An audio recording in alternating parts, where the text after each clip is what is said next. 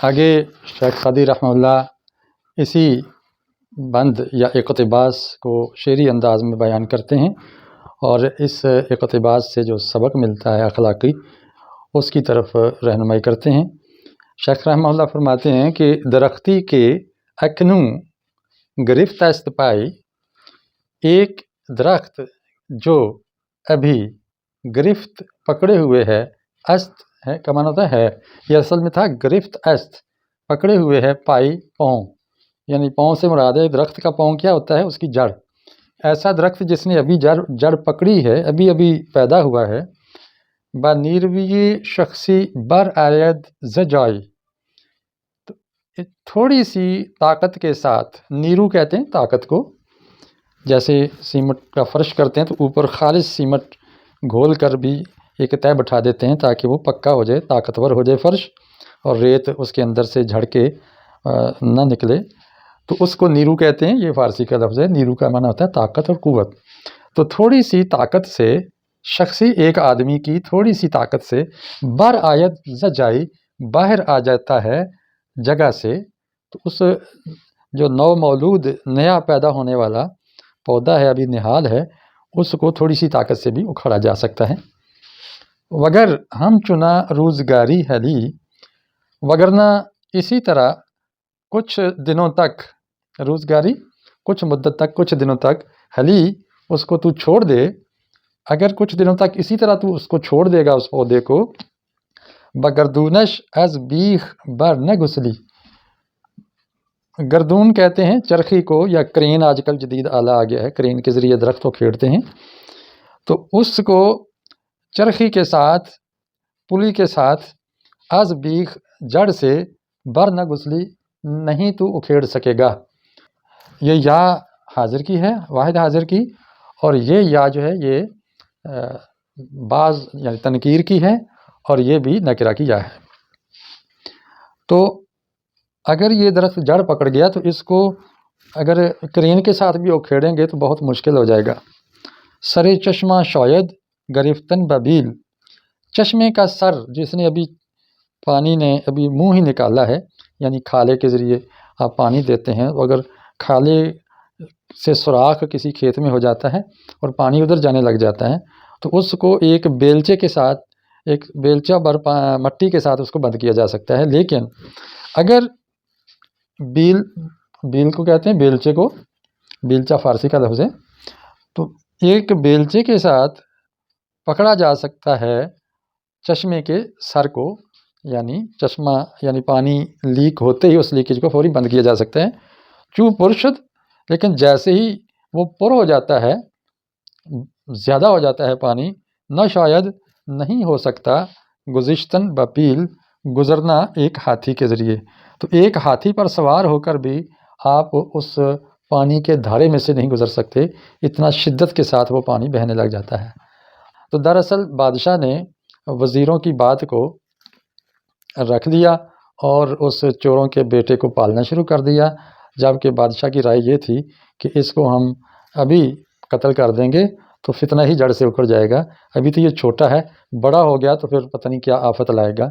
लेकिन बादशाह की बात से इख्तलाफ किया वज़रा ने, दलाइल के साथ बादशाह को कायल कर दिया। आगे क्या हुआ अगले इक़्तिबास में इंशाअल्लाह हम बयान करेंगे।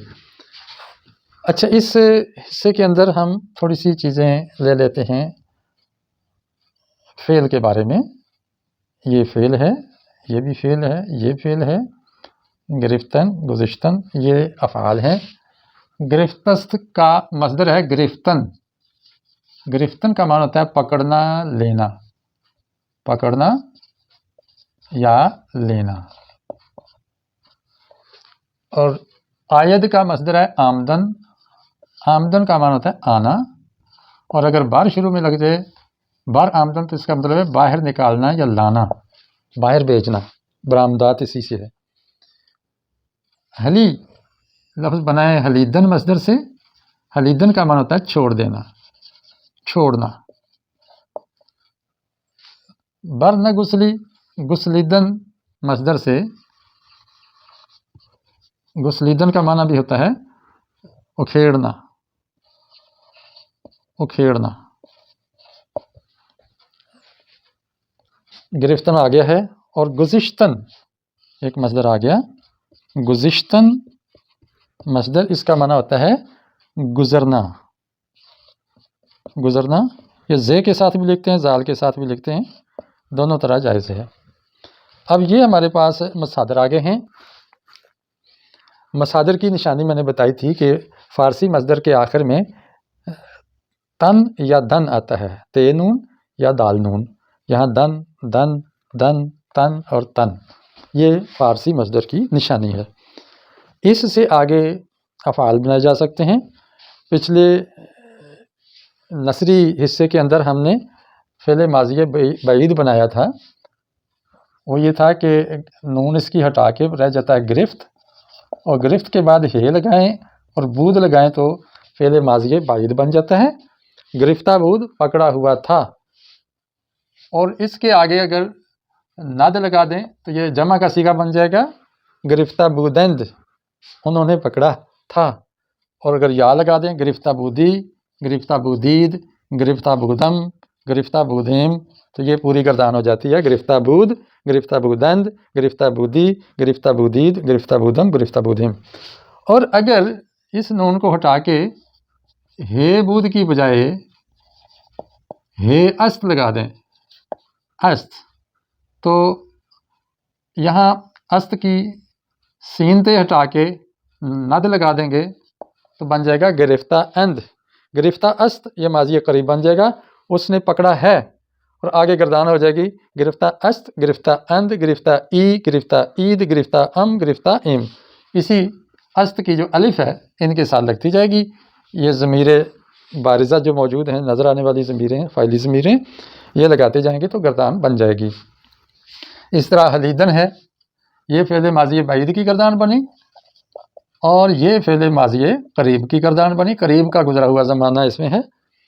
اور اگر ہم صرف نون ہٹا دیں، کچھ بھی نہ لگائیں، تو حلید، حلید سے یہ ماضی مطلق بن جاتا ہے، یعنی فعل ماضی سادہ، یعنی اس کا معنی چھوڑا، حلید چھوڑا۔ اور اگر ند لگا دیں، حلیدند، انہوں نے چھوڑا، حلیدی، تو نے چھوڑا، حلیدم، میں نے چھوڑا، حلیدیم، ہم نے چھوڑا، ند، یا، ید، میم، یم، ہاں ید یہاں پہ آ جائے گا، حلیدید بھی آ جائے گا، حلید، حلیدند، حلیدی، حلیدید، حلیدم، حلیدیم، یہ گردان ہو جائے گی۔